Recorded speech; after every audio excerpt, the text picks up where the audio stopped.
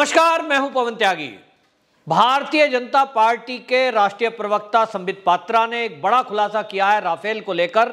उन्होंने खुलासा किया एक मीडिया रिपोर्ट के हवाले से और उन्होंने कहा कि राफेल को लेकर जो कांग्रेस अभी तक भारतीय जनता पार्टी को घेर रही थी, मोदी सरकार को घेर रही थी और चौकीदार चोर है के नारे लगाकर पूरे देश में बदनाम करने की कोशिश कर रही थी, उसी कांग्रेस ने मनमोहन सिंह के जब कार्यकाल में, जब देश के प्रधानमंत्री मनमोहन सिंह थे, उस समय 2007 से लेकर 2012 के बीच एक बिचौलिए के जरिए लगभग 65 करोड़ रुपए की रिश्वत ली।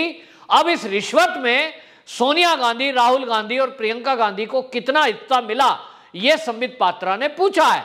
अब इस खुलासे के बाद राजनीति में एक तरह से भूचाल आ गया है और यह एक चौंकाने वाला तथ्य भी है कि जो आरोप अभी तक मोदी सरकार पर लगा रहे थे कि राफेल में घोटाला हुआ है, राफेल में घपला हुआ है, इसमें कमीशन खाया गया है, खास तौर पर राहुल गांधी ने इस पे ये संसद के बाहर प्रदर्शन किया था, सदन के सत्र को नहीं चलने दिया था, पूरे देश में प्रदर्शन किए गए थे। और आज जब खुलासा हुआ है तो राहुल गांधी विदेशों में बैठे हुए और अपने कार्यकर्ताओं को ट्वीट करके कह रहे हैं कि आप मेरे साथ हैं तो किस बात का डर है, इस तरह की बातें कर रहे हैं। यानी कार्यकर्ता सड़कों पे आ जाएं, कार्यकर्ता उनकी गिरफ्तारी होने से पहले, इसकी जांच होने से पहले हल्ला गुल्ला करें ताकि मामले को भुलाया जा सके। लेकिन अब मामला दूर तक जाएगा। और आपको बताएं ये खुलासा भी क्यों हुआ है, क्योंकि जब मोदी सरकार आई तो मोदी सरकार को राफेल की जरूरत महसूस हुई। हमारी इंडियन एयरफोर्स ने ये पहले से कहा हुआ था कि देश के पास बेहतर फाइटर प्लेन नहीं है, 5वीं पीढ़ी के फाइटर प्लेनों की जरूरत है। और इसलिए उस जरूरत को समझते हुए जब कांग्रेस की सरकार थी तभी हमारी एयरफोर्स ने ये रिक्वायरमेंट जाहिर की थी। और उसी के चलते जो कांग्रेस की सरकार थी, मनमोहन सिंह जिसमें प्रधानमंत्री थे, उस समय 2007 में जो फ्रांस की दासो एविएशन कंपनी है उसको ऑर्डर दिया गया 35 राफेल लड़ाकू विमान का। और उस समय सौदेबाजी शुरू हुई। बीच में एक बिचौलिया हुआ जिसका नाम है सुषेण गुप्ता। ये सुषेण गुप्ता एक शेल कंपनी बनाकर, फर्जी कंपनी बनाकर ये बिचौलिया बन गया कि सरकार जो राफेल खरीदना चाहती है मैं उस डील को कराऊंगा, लेकिन 65 करोड़ रुपए उसकी एवज में कंपनी से इसने मांगा कमीशन। 65 करोड़ रुपया मॉरिशस के एक कंपनी जो इसने बनाई थी शेल, सुषेण गुप्ता ने, उस शेल कंपनी के जरिए इसने मॉरिशस में वो पेमेंट ली। पेमेंट इसको मिली और 2007 से लेकर 2012 के बीच ये पेमेंट आई। तो जिम्मेदारी इस सुषेण गुप्ता के ऊपर ये थी कि जो सरकार डील कर रही है इसकी और कंपनी से जो डील हो रही है उसकी डिटेल हमको चाहिए। आप समझिए कि देश में जो राफेल की जरूरत थी और राफेल के सौदे को लेकर हमारी एयरफोर्स के अधिकारी, रक्षा मंत्रालय के अधिकारी, जो बातचीत फ्रांस की उस जो राफेल कंपनी है, राफेल बनाने की कंपनी है दासो एविएशन, उस दासो एविएशन से जो नेगोशिएशन कर रहे हैं, जो बातचीत कर रहे हैं, जो उसके अंदर इक्विपमेंट लगाए जाने हैं, जो अस्त्र शस्त्र लगाए जाने हैं, जो टेक्नोलॉजी देनी है, उस सब के बीच में ये दलाल बीच में था। और इसको ये जिम्मेदारी थी कि ये बातचीत, सरकार क्या बातचीत कर रही है, सरकार किस तरह की चीजें चाहती है, ये जानकारी इसको देनी थी कंपनी को। और इसकी एवज में ये कमीशन इसने लिया कि मैं नेगोशिएशन कराऊंगा, कमीशन चाहिए। तो सवाल ये उठता है कि ये जो सुषेण गुप्ता है, ये सुषेण गुप्ता कौन है? ये सुषेण गुप्ता आपको बता दें, ये वही व्यक्ति है जो अगस्ता वेस्टलैंड हेलीकॉप्टर घोटाले में भी ये माना गया है कि ये दोषी है और इसके ऊपर ईडी ने चार्जशीट दाखिल कर रखी है।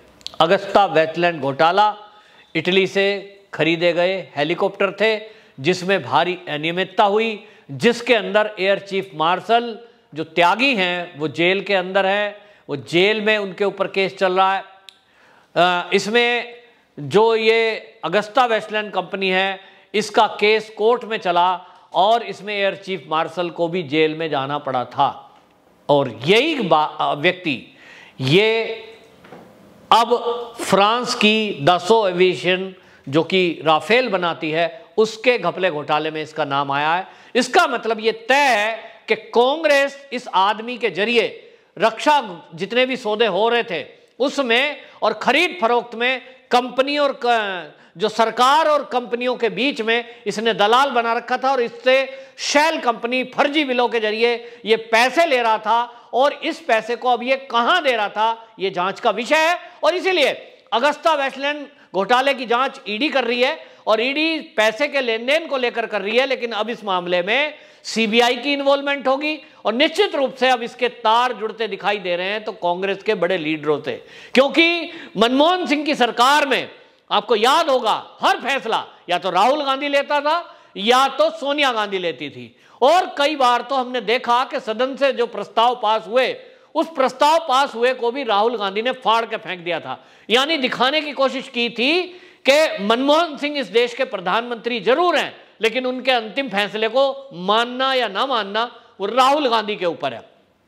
और इस तरह की जब पावर रखते हो, इस तरह का दखल जब गांधी खानदान रखता हो, तो ये कैसे हो सकता है कि ये जो घपला घोटाला हुआ, चाहे वो अगस्ता वेस्टलैंड घोटाले में हुआ हो चाहे वो राफेल में हुआ हो, इसकी जो कमीशन खोरी है इसका हिस्सा गांधी खानदान को ना पहुंचाओ, ये सवाल पूछा है संबित पात्रा ने और अब इसका जवाब कांग्रेस को देना है। लेकिन कांग्रेस के पास कोई जवाब नहीं है क्योंकि ये जो फर्जीवाड़ा हुआ है इस फर्जीवाड़े का जवाब कांग्रेस के पास नहीं है। लेकिन आपको मैं ये भी बताना चाहता हूं कि ये फर्जीवाड़ा खुलासा कैसे हुआ। कांग्रेस ने 2007 में फ्रांस की दासो एविएशन से सौदा किया 36 विमान लेने के लिए और उस विमान में ना कोई मिसाइल ना कोई एक्स्ट्रा टेक्नोलॉजी, प्लेन खाली फाइटर प्लेन। यानी ऐसा समझ लीजिए कि जैसे आप कार खरीदने जाते हैं तो कोई उसके अंदर एसेसरीज नहीं लगी है, कोई उसमें स्टीरियो नहीं लगा है, तो आपको कैसा मिलता है वो। और उसके बाद अगर आप उसका टॉप वर्जन लेते हैं किसी कार का, एक बेस वर्जन होता है, टॉप वर्जन और बेस वर्जन में रेट का क्या फर्क है।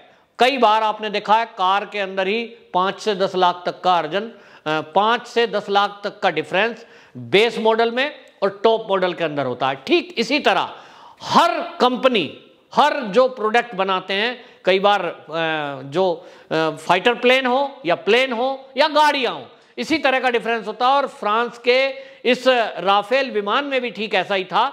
एक बेस है मॉडल जिसके अंदर कोई एक्स्ट्रा एमिनेशन नहीं लगा हुआ है, उसकी कीमत मनमोहन सिंह के टाइम में इन्होंने तय की 526 करोड़ रुपए प्रति प्लेन। 36 करोड़ का सौदा 526 करोड़ में प्रति प्लेन। मोदी सरकार आई तो मोदी सरकार ने असल में किया क्या कि उनको ये पहले से एक लगा कि इस सौदे में कहीं गड़बड़ी है और हमारी जो जरूरत है सेना के अधिकारियों ने बताया कि इस सौदे को 2007 से लेके और 14 आ गया, अभी तक फाइनल नहीं कराया गया, कांग्रेस की सरकार चली गई। जबकि हम ये कह रहे हैं कि हमको 5th जनरेशन के प्लेन चाहिए क्योंकि चीन ऐसे प्लेन ऑलरेडी अपनी एयरफोर्स में शामिल कर चुका है, अमेरिका शामिल कर चुका है।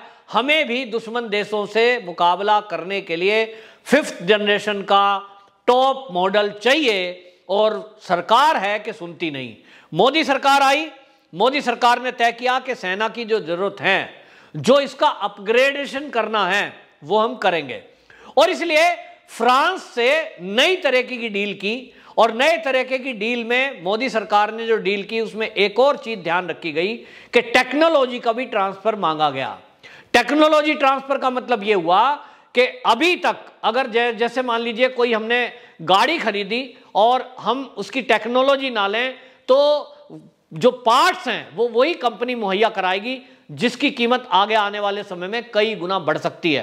तो मोदी सरकार ने विचार किया और इसने विचार किया कि हम इस प्लेन की मेंटेनेंस, रखरखाव और ये सारा कुछ काम जो इसका होगा आगे का वो भारत में हो, और इसलिए टेक्नोलॉजी ट्रांसफर की भी डील हुई।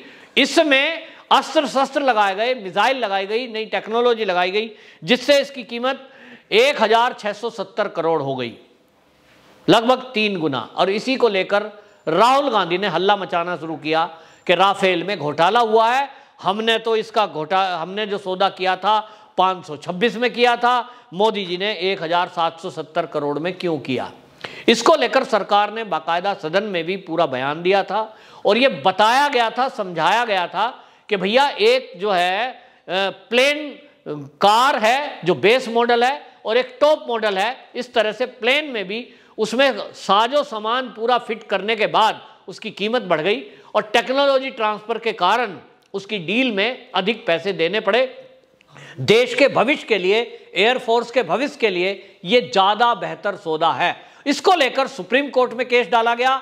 इसको लेकर आपको बताएं सरकारी संस्था जो कैग है उसमें भी केस डाला गया और सुप्रीम कोर्ट और कैग दोनों ने अपनी रिपोर्ट में कहा कि राफेल के सौदे में मोदी सरकार ने कोई अनियमितता नहीं बरती, कोई घोटाला घपला नहीं है, सौदा बिल्कुल ठीक हुआ है। सुरक्षा का मामला ध्यान में रखते हुए हम इसको ओपन सबके सामने नहीं ला रहे हैं, लेकिन यह तय था कि सुप्रीम कोर्ट और कैग की रिपोर्ट में तय था कि मोदी सरकार ने सौदा अच्छा किया है। अब सवाल यह उठ रहा है कि राहुल गांधी ने जो इतना शोर मचाया, चौकीदार चोर है के नारे पब्लिक से लगवाए, खुद कांग्रेसियों ने सदन नहीं चलने दी। आज की डेट में जब ये घोटाले घपले का खुलासा हुआ है कि ये घोटाला कांग्रेस के टाइम में हुआ, तो फिर इसके लिए राहुल गांधी, सोनिया गांधी, प्रियंका गांधी दोषी कैसे नहीं है? क्योंकि जब ये प्रधानमंत्री मोदी को घेर रहे थे जो कि झूठ था, उसके बाद इन्होंने जितने घपले घोटाले किए उसको दबाने के लिए कितनी जोर से शोर मचाया। आज की डेट में कांग्रेस का गांधी खानदान इसके लिए मैं कहता हूं कि दोषी माना जाए, क्योंकि हर फैसले लेने में यह खानदान ही फाइनल डील करता था। लेकिन यह आरोप है, अब इसकी जांच होना जरूरी है और जांच होगी तो खुलासा होगा कि ये जो बिचौलिया है, इस बिचौलिए ने ये पैसे किस किस को दिए। क्या इस बिचौलिए की डील जो हुई है इसमें अगस्ता वेस्टलैंड घोटाले में भी और अब राफेल में भी इस पैसे का हिस्सा गांधी खानदान को गया, कितना गया, यह भी खुलासा होना जरूरी है। और मैं आपको बताऊं कि देश में अब यह मांग उठ रही है कि यदि कोई गांधी खानदान के द्वारा किसी भी सौदे में कमीशन खोरी हुई है या घोटाला घपला किया है, जिस तरह से राहुल गांधी और सोनिया गांधी, प्रियंका गांधी भी कई बार मोदी सरकार को चैलेंज करते हैं और कांग्रेसी भी प्रवक्ता चैलेंज करते हैं कि अगर हमने घोटाला किया है तो पकड़ के दिखाओ। तो मोदी सरकार के लिए अब ये एक चैलेंज है। राहुल गांधी ने भी इसको चैलेंज के रूप में लेते हुए ये कहा है कि अगर हमने कोई घोटाला किया है तो पकड़ते क्यों नहीं। तो निश्चित रूप से मैं आपको बताएं कि अब मान लीजिए ये जो बीच का व्यक्ति है, ये सुषेण गुप्ता, कमीशन तो कंपनी ने इससे लिया, जांच होगी तो यही जेल में जाएगा।